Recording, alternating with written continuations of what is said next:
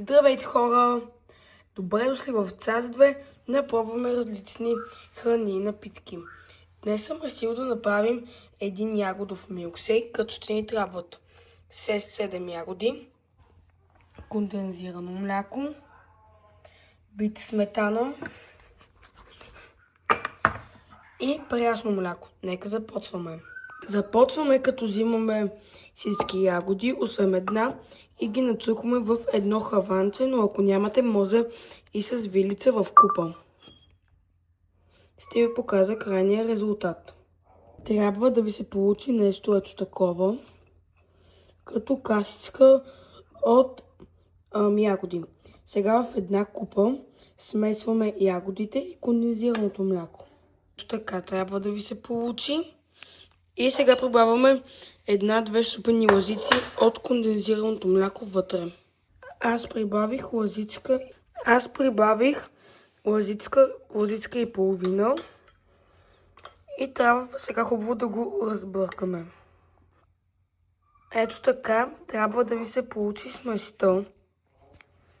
Предварително сега само се извинявам, от миналото видео беше. Ако някои кадри са обърнати, просто сега снимам с телефон и камерата ми идва съвсем скоро. Ще бъдат много по-качествени видеята. Но сега да преминаваме към рецептата отново. Сега това го изсипваме в една чаша. Ето така се получи. И за финално слагаме битата сметана и едната ягодка, която оставихме за украса.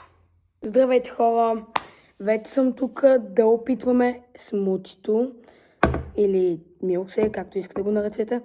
Ето така изглежда. Вече назило е много красив, но сега не го опитаме и на вкус.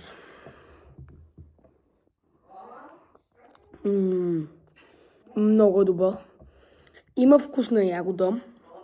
Не е като тези купешките, които имат вкус само на не знам, на фалшива ягода. Тук се усеща истинската ягода.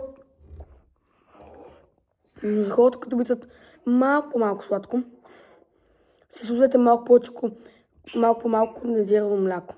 А ако обичате повече сладко, така е добре. Това беше от мен.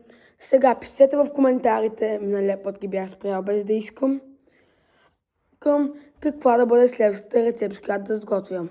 Това беше от мен и чао!